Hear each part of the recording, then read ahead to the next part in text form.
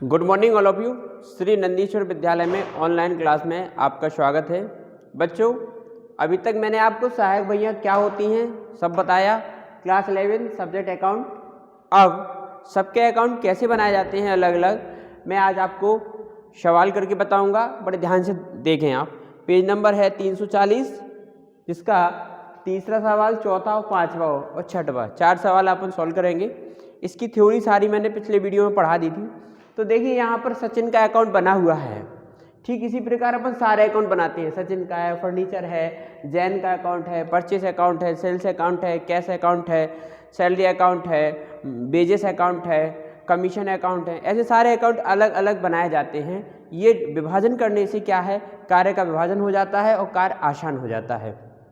पहला बना हुआ है, यहाँ पर दिया है, आप सचिन का अकाउंट बुक में देख लीजिए। निम्न व्यवहारों से सचिन का खाता बनाइए। 2015 डेट वाले कॉलम में हमने लिख दिया, ठीक है ना। 1 जनवरी क्या था। फर्स्ट जनवरी को क्रेडिट बैलेंस था, हमने क्रेडिट साइड बैलेंस 1500 रुपये अमाउंट के कॉलम में लिख दिया, ठीक है ना। नेक्स्ट एंट्री पढ़ी हमने 5 जनवरी को उधार माल बेचा। अब उधार माल बेचा, जनरल प्रविष्टि क्या होती है, उधार माल जिसको बेचा जाता है तो Sachin account debit to sales. Sachin किस साइड आया, डेबिट साइड। उसकी अपोजिट एंट्री क्या है, सेल्स। तो देखिए डेबिट साइड हमने देखा 5 जनवरी क्या लिखा, सेल्स कितने का है, 7000 रुपीज़ का, यहाँ पर हमने लिख दिया। अगली एंट्री अपन देखेंगे फिर से 8 जनवरी को उनसे नगद प्राप्त हुआ। बच्चों नगद प्राप्त हुआ ना, तो किन से प्राप्त हुआ, सचिन से। तो cash account debit to Sachin. Sachin किस साइड आए, क्रेडिट साइड। तो देखिए क्रेडिट साइड कैश के नाम से लिखा होगा 8 जनवरी बाई कैश कितना, 5000 रुपीज़ अमाउंट में लिख दिया हमने। नेक्स्ट एंट्री है, उन्हें नगद माल बेचा। जनरल प्रविष्टि क्या होगी इसकी, बेचा है ना, तो कैश आया to sale, cash account debit to sales. तो इसमें सचिन का नाम कहीं नहीं आया, तो ये वाली जो जनरल प्रविष्टि है उसमें सचिन के खाते में इसको नहीं लिखा जाएगा। अगली एंट्री है, उनसे उधार माल खरीदा। अब खरीदने की एंट्री क्या करोगे, उधार माल खरीदा है तो क्रय खाता डेबिट टू सचिन। सचिन किस साइड आए, क्रेडिट में। तो देखिए परचेज लिखा हुआ है 17 जनवरी को, कितने का खरीदा, 11,000 का, तो हमने 11,000 रुपये अमाउंट कॉलम में लिख दिए। नेक्स्ट एंट्री है, उनसे नगद प्राप्त हुए 1000 रुपये। तो नगद किन से प्राप्त हुए, सचिन से, कैश टू सचिन। तो देखिए 1000 रुपये 1000 से लिख दिए बाय कैश सचिन की कॉलम में। ने उन्हें नगद चुकाए, किन को नगद चुकाए, सचिन को। तो सचिन टू कैश, तो अपन ने देखिए यहाँ बाय टू कैश लिख दिया। 25 जनवरी की एंट्री थी, कितनी चुकाए अपन ने, 10,000। अब उसने अपन ने टोटल किया, इस साइड का टोटल जोड़ा तो ये आया अपने 70,000, इस साइड का टोटल किया तो ये आया अपने 18,500। किस साइड का ज़्यादा है, इस साइड ज़्यादा है, तो दोनों साइड अपन ने 18,500 लिख दिए। उसमें से 70,000 घटाया, अपना बैलेंस आ गया CD 1,500, यहाँ अपन BD आ गया 1,500। ये तीसरा सवाल था, मैंने आपको सॉल्व करके बताया, ठीक है। नेक्स्ट सवाल की ओर चलते हैं अपन। चौथा सवाल है, देखिए निम्न सूचनाओं से फर्नीचर खाता तैयार कीजिए और माह के अंत में उन्हें बंद कीजिए।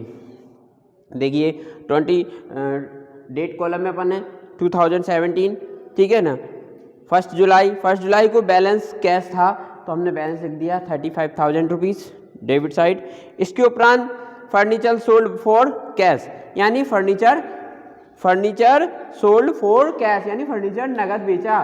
तो कितने का बेचा, 18,000 का। तो देखिए डेबिट साइड, जब फर्नीचर बेचोगे तो कैसा आएगा ना, किसका खाता बना रहे हैं अपन, फर्नीचर का।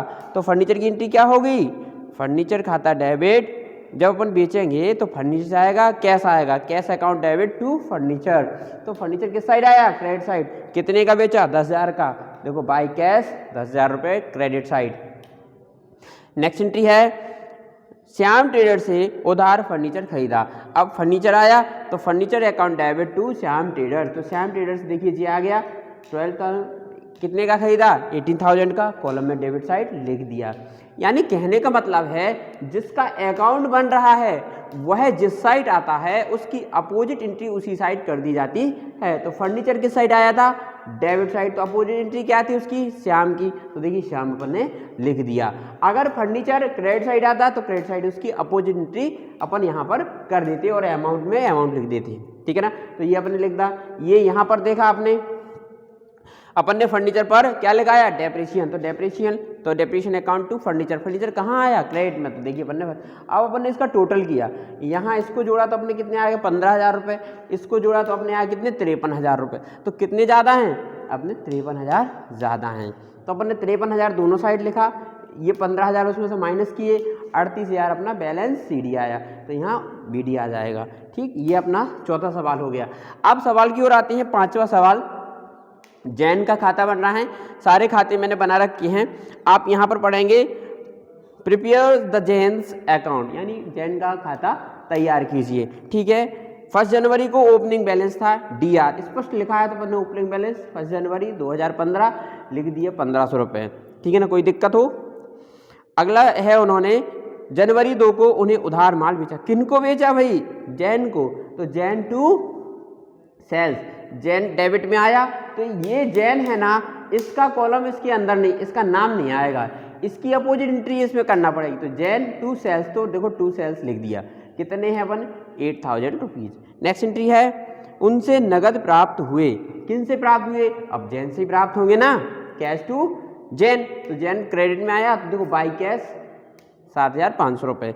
अगर उन्हें नगद माल बेचा, अब नगद माल बेचा तो इसमें इस एंट्री में कहीं से कहीं तक जैन का नाम नहीं आएगा, तो एंट्री कैसी होगी, cash account debit to sales, तो जैन का नाम तो नहीं आया, इसलिए इसमें इसकी एंट्री नहीं करेंगे। अगली एंट्री है, उन्हें नगद चुकाए, तो जैन टू कैश, तो देखो कैश टू कैश आ गया 22 रुपये। अब इस साइड का टोटल किया तो अपना आया 11,700, यहाँ अपन ने देखा 7,500 दिए, यानी इस साइड का अपना ज़्यादा है, तो अपन ने इस साइड का दोनों साइड लिख दिया और इसे लेस किया तो अपने 4,200 रुपये बैलेंस CD आ गया, यहाँ BD आ जाता। अब एक सवाल है, मैं आपको वीडियो में साथ में करता भी जाऊँगा, आप उसे देखते भी जाएँ।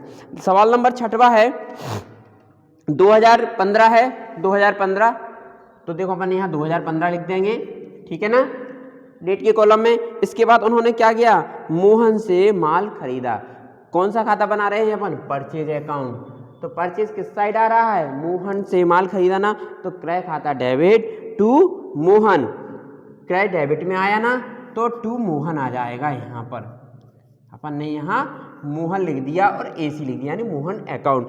कितने का खरीदा अपन ने, 5,000 रुपीज़ का, कोई प्रॉब्लम यहाँ पर।